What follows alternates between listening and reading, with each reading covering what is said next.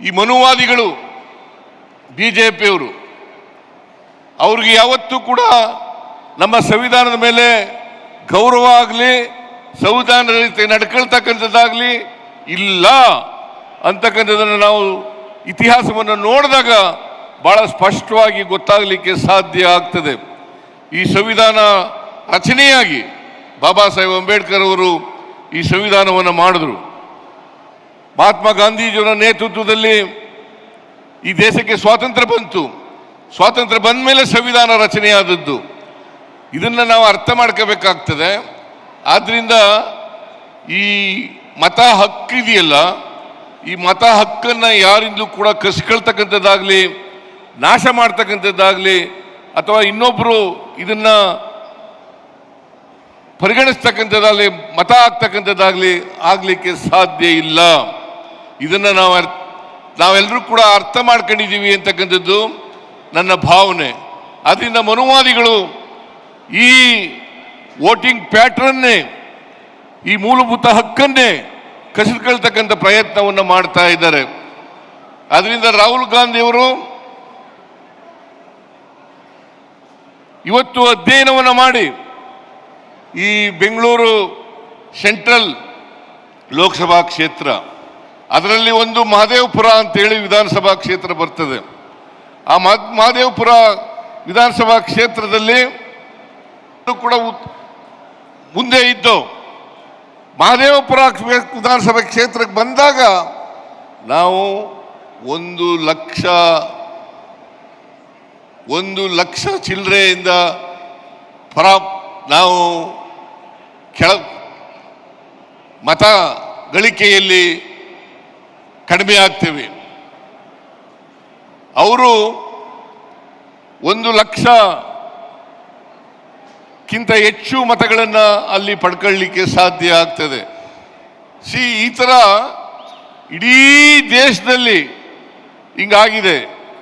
ಯಾವತ್ತೂ ಕೂಡ ಈಗ ಕರ್ನಾಟಕ ಉದಾಹರಣೆಗೆ ನಾವು ತಗೊಂಡ್ರೆ, ಯಾವತ್ತೂ ಕೂಡ ಭಾರತೀಯ ಜನತಾ ಪಕ್ಷದವರು 2018 ಇರ್ಬೋದು, 2018 ಇರ್ಬೋದು, 2019 ಇರ್ಬೋದು, ಯಾವಾಗಲೂ ಕೂಡ ಬಹುಮತವನ್ನು ಪಡ್ಕೊಂಡಿಲ್ಲ. 2018ರಲ್ಲಿ ಹಿಂಬಾಗಲಿಂದ ಅಧಿಕಾರಕ್ಕೆ ಬಂದರು, ಆಪರೇಷನ್ ಕಮಲವನ್ನು ಮಾಡಿದ್ರು. 2018ರಲ್ಲಿ ಮತ್ತೆ ಆಪರೇಷನ್ ಕಮಲವನ್ನು ಮಾಡಿದ್ರು. ಮತ್ತೆ ಲೋಕಸಭೆಯಲ್ಲೂ ಕೂಡ ಮತ ಕದೀಲಿಕ್ಕೆ ಪ್ರಯತ್ನವನ್ನು ಮಾಡಿದ್ರು. ಹಾಗಾಗಿ ನಮಗೆ ಇಂಟರ್ನಲ್ ಸರ್ವೆ ಪ್ರಕಾರ ನಮಗೆ ಕಳೆದ 2024ರಲ್ಲಿ 16 ಸ್ಥಾನಗಳನ್ನು ಗೆಲ್ಲಬೇಕಾಗಿತ್ತು. ನಾವು ಬರೀ 9 ಸ್ಥಾನಗಳನ್ನು ಗೆಲ್ಲಲಿಕ್ಕೆ ಸಾಧ್ಯ ಆಯಿತು. ಇದು ಕಾರಣ ಯಾಕಪ್ಪ ಅಂತಂದ್ರೆ 7 ಕ್ಷೇತ್ರಗಳಲ್ಲಿ ಮತಗಳನ್ನು ಕದೀತಕ್ಕಂಥ ಕೆಲಸವನ್ನು ಮಾಡಿದ್ರು. ಈಗಾಗಲೇ ರಾಹುಲ್ ಗಾಂಧಿಯವರು ನಿಮಗೆ ಯಾವ್ಯಾವ ರೀತಿಯಲ್ಲಿ ಮತವನ್ನು ಕದೀಲಿಕ್ಕೆ ಸಾಧ್ಯ ಆಗ್ತದೆ, ಮಹದೇವಪುರ ವಿಧಾನಸಭಾ ಕ್ಷೇತ್ರದಲ್ಲಿ ಯಾವ ರೀತಿ ಮತವನ್ನು ಕದ್ದಿದ್ದಾರೆ ಅಂತಕ್ಕಂಥದ್ದನ್ನು ಪ್ರಸ್ತಾಪ ಮಾಡಿದ್ದಾರೆ. ನಾನು ಅದನ್ನು ಮತ್ತೆ ಮಾಡಲಿಕ್ಕೆ ಹೋಗೋದಿಲ್ಲ. ಆದ್ದರಿಂದ ಭಾರತೀಯ ಜನತಾ ಪಕ್ಷದವರು ಕರ್ನಾಟಕದಲ್ಲಿ ಯಾವತ್ತೂ ಕೂಡ ಜನರ ಆಶೀರ್ವಾದದಿಂದ ಅಧಿಕಾರಕ್ಕೆ ಬಂದಿಲ್ಲ. ಹಿಂಬಾಗಲಿನಿಂದ ಮತ ಕದಿಯೋದ್ರಿಂದ ಅವರು ಆಪರೇಷನ್ ಕಮಲದ ಮೂಲಕ ಅಧಿಕಾರಕ್ಕೆ ಬಂದಿದ್ದಾರೆ ಹೊರತು ಯಾವತ್ತೂ ಕೂಡ ಜನರ ಆಶೀರ್ವಾದವನ್ನು ಪಡೆದು ಅಧಿಕಾರಕ್ಕೆ ಬಂದಿಲ್ಲ ಅಂತಕ್ಕಂಥದ್ದು ನಿಮ್ಮೆಲ್ಲರ ಗಮನಕ್ಕೆ ತರಲಿಕ್ಕೆ ಬಯಸ್ತಾ ಇದ್ದೇನೆ. ಅದರಿಂದ ಇವತ್ತು ನರೇಂದ್ರ ಮೋದಿಯವರು ಪ್ರಧಾನಮಂತ್ರಿ ಆದಮೇಲೆ ಈ ದೇಶದಲ್ಲಿ EVM ಅನ್ನ ಜಾರಿಗೆ ತಂದ ಮೇಲೆ ಅದನ್ನು ದುರುಪಯೋಗ ಮಾಡ್ಕೊಳ್ತಕ್ಕಂಥದ್ದು, EVM ಅನ್ನ ಮತ್ತೆ ಮತ ಕಳ್ತನ ಮಾಡ್ತಕ್ಕಂಥದ್ದು, ಈ ಮೂಲಕ ಆಪರೇಷನ್ ಕಮಲವನ್ನು ಮಾಡ್ತಕ್ಕಂಥದ್ದು, ಈ ಮೂಲಕ ಅಧಿಕಾರಕ್ಕೆ ಬರ್ತಕ್ಕಂಥ ಪ್ರಯತ್ನವನ್ನು ಮಾಡ್ತಾ ಇದ್ದಾರೆ. ಇದು ಬರೀ ಕರ್ನಾಟಕದಲ್ಲಿ ಅಷ್ಟೇ ಅಲ್ಲ, ಇಡೀ ದೇಶದಲ್ಲಿ ನಡೆದಿರ್ತಕ್ಕಂಥ ವಿಚಾರ. ಹಾಗಾಗಿ ಈ ಹಿಂಬಾಗಲಿನಿಂದ ಭಾರತೀಯ ಜನತಾ ಪಕ್ಷದವರು ಅಧಿಕಾರಕ್ಕೆ ಬರ್ತಕ್ಕಂಥದ್ದು. ಕಳೆದ ಲೋಕಸಭಾ ಚುನಾವಣೆಯಲ್ಲಿ ನರೇಂದ್ರ ಮೋದಿ ಅವರು ಬಹುಮತವನ್ನು ಗಳಿಸಿರಲಿಲ್ಲ, ಅವರ NDA ಕೂಡ ಬಹುಮತವನ್ನು ಗಳಿಸಿರಲಿಲ್ಲ. ಸುಮಾರು 60, 70, 80 ಕ್ಷೇತ್ರಗಳಲ್ಲಿ ಈ ರೀತಿಯಾದ ಮೋಸವನ್ನು ಮಾಡಿ ಅಧಿಕಾರಕ್ಕೆ ಬಂದಿರತಕ್ಕಂಥದ್ದು ಅಂತಕ್ಕಂಥ ಮಾತುಗಳನ್ನು ಹೇಳಲಿಕ್ಕೆ ಬಯಸ್ತಾ ಇದ್ದೇನೆ. ಅದರಿಂದ ನರೇಂದ್ರ ಮೋದಿ ಅವರಿಗೆ ಅಧಿಕಾರದಲ್ಲಿ ಇರಲಿಕ್ಕೆ ಯಾವುದೇ ನೈತಿಕ ಹಕ್ಕಿಲ್ಲ ಅಂತಕ್ಕಂಥ ಮಾತುಗಳನ್ನು ಹೇಳಲಿಕ್ಕೆ ಬಯಸ್ತಾ ಇದ್ದೇನೆ. ಅದರಿಂದ ನರೇಂದ್ರ ಮೋದಿ ಅವರು ಕೂಡಲೇ ರಾಜೀನಾಮೆ ಕೊಡಬೇಕು.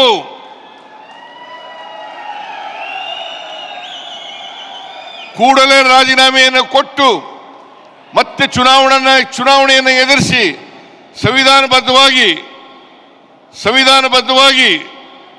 ಯಾವುದೇ ಮೋಸವನ್ನು ಮಾಡದೆ, ತಂತ್ರಗಾರಿಕೆಯನ್ನು ಮಾಡದೇನೆ ಗೆದ್ದು ಬಂದರೆ ಜನರ ಆಶೀರ್ವಾದ ಯಾರು ಇರ್ತದೆ ಅವ್ರು ಮಾತ್ರ ಅಧಿಕಾರದಲ್ಲಿ ಇರಲಿಕ್ಕೆ ಸಾಧ್ಯ ಆಗ್ತದೆ. ಈ ಎಲೆಕ್ಷನ್ ಚುನಾವಣಾ ಆಯೋಗ ಇದೆಯಲ್ಲ, ಅದು ಒಂದು ಬಿಜೆಪಿಯ ಬ್ರಾಂಚ್ ಆಫೀಸ್ ತರ ಕೆಲಸ ಮಾಡಲಿಕ್ಕೆ ಪ್ರಾರಂಭ ಮಾಡಿದೆ. ಬಿಜೆಪಿಯ ಬ್ರಾಂಚ್ ಆಫೀಸ್ ಅಲ್ಲಿರ್ತಕ್ಕಂಥವ್ರು ಎಲ್ಲರೂ ಕೂಡ ಬಿಜೆಪಿ ಏನು ಹೇಳ್ತದೆ ಅದನ್ನೇ ಮಾಡ್ತಕ್ಕಂಥ ಕೆಲಸವನ್ನು ಮಾಡ್ತಾರೆ. ಹಾಗೆ ಇದನ್ನ ತಾವೆಲ್ಲ ತಿಳ್ಕೋಬೇಕಾಗ್ತದೆ. ಅದರ ವಿರುದ್ಧ ಇಲ್ಲಿ ಚೀಫ್ ಎಲೆಕ್ಷನ್ ಕಮಿಷನರ್, ರಾಜ್ಯ ಮಟ್ಟದ ಎಲೆಕ್ಷನ್ ಚುನಾವಣಾ ಆಯೋಗ ಇವುಗಳ ವಿರುದ್ಧವಾಗಿ ಇವತ್ತು ಪ್ರತಿಭಟನೆಯನ್ನು ಇಲ್ಲಿಂದ ಪ್ರಾರಂಭವಾಗಿದೆ. ಇದು ಇಡೀ ದೇಶದಲ್ಲಿ ರಾಹುಲ್ ಗಾಂಧಿಯವರು ಈ ವಿಚಾರವನ್ನು ಎತ್ಕೊಂಡು, ಚುನಾವಣಾ ವಿಚಾರವನ್ನು ಎತ್ಕೊಂಡು ಹೇಗೆ ಬಿಜೆಪಿಯವರು ಮೋಸ ಮಾಡ್ತಾರೆ, ಮನುವಾದಿಗಳು ಮೋಸ ಮಾಡ್ತಾರೆ. ಯಾಕಂತಂದ್ರೆ ಬಿಜೆಪಿಯವರು ಎಲ್ಲ ಕಾಲದಲ್ಲೂ ಕೂಡ ಅಧಿಕಾರದಲ್ಲಿ ಇರಲೇಬೇಕು ಅಂತಕ್ಕಂಥ ಮನೋಭಾವ ಇರ್ತಕ್ಕಂಥವ್ರು.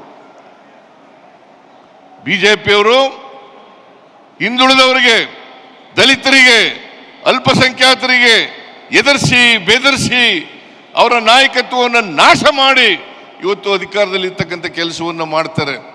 ಇವರನ್ನೆಲ್ಲ ಬಳಸ್ಕೊಳ್ಳಿಕ್ಕೆ ಉಪಯೋಗಿಸ್ಕೊಳ್ತಕ್ಕಂಥದ್ದು, ಎದುರಿಸ್ತಕ್ಕಂಥದ್ದು, ಇಡಿಯನ್ನು ಉಪಯೋಗಿಸ್ತಕ್ಕಂಥದ್ದು, ಇನ್ಕಮ್ ಟ್ಯಾಕ್ಸ್ ಅನ್ನು ಉಪಯೋಗಿಸ್ತಕ್ಕಂಥದ್ದು, CBIಯನ್ನು ಉಪಯೋಗಿಸ್ತಕ್ಕಂಥದ್ದು, ಇದನ್ನೆಲ್ಲ ಮಾಡಿ ಇವತ್ತು ಅಧಿಕಾರದಲ್ಲಿ ಉಳಿತಕ್ಕಂಥ ಪ್ರಯತ್ನವನ್ನು ಮಾಡ್ತಾ ಇದ್ದಾರೆ.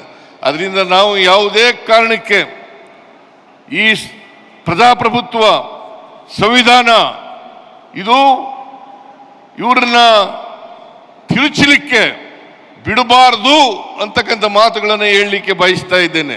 ಅದರಿಂದ ಸಂವಿಧಾನವನ್ನು ಉಳಿಸ್ತಕ್ಕಂಥದ್ದು, ರಕ್ಷಣೆ ಮಾಡ್ತಕ್ಕಂಥದ್ದು ನಮ್ಮೆಲ್ಲರ ಜವಾಬ್ದಾರಿ ಅಂತಕ್ಕಂಥ ಮಾತುಗಳನ್ನು ಹೇಳಲಿಕ್ಕೆ ಬಯಸ್ತಾ ಇದ್ದೇನೆ. ಅದರಿಂದ ಸಂವಿಧಾನ ಉಳಿದ್ರೆ ನಾವೆಲ್ಲ ಉಳಿಲಿಕ್ಕೆ ಸಾಧ್ಯ ಆಗ್ತದೆ. ಆದ್ದರಿಂದ ಸಂವಿಧಾನವನ್ನು ಉಳಿಸ್ತಕ್ಕಂಥದ್ದು, ಸಂವಿಧಾನವನ್ನು ರಕ್ಷಣೆ ಮಾಡ್ತಕ್ಕಂಥದ್ದು, ಪ್ರಜಾಪ್ರಭುತ್ವವನ್ನು ಉಳಿಸ್ತಕ್ಕಂಥದ್ದು, ಪ್ರಜಾಪ್ರಭುತ್ವವನ್ನು ರಕ್ಷಣೆ ಮಾಡ್ತಕ್ಕಂಥದ್ದು ನಮ್ಮೆಲ್ಲರ ಕರ್ತವ್ಯ ಅಂತಕ್ಕಂಥ ಮಾತುಗಳನ್ನು ಹೇಳಲಿಕ್ಕೆ ಬಯಸ್ತಾ ಇದ್ದೇನೆ. ಯಾಕೆಂದರೆ ಈ ಸಂವಿಧಾನ ಉಳಿದ್ರೆ ಸಮಾನತೆ ಬರಲಿಕ್ಕೆ ಸಾಧ್ಯ ಆಗ್ತದೆ. ದಲಿತ ವರ್ಗದವರಿಗೆ, ಹಿಂದುಳಿದವರಿಗೆ, ಬಡವರಿಗೆ, ಮಹಿಳೆಯರಿಗೆ, ಕಾರ್ಮಿಕರಿಗೆ ಅವರಿಗೆ ನ್ಯಾಯ ಸಿಕ್ಕಲಿಕ್ಕೆ ಸಾಧ್ಯ ಆಗ್ತದೆ.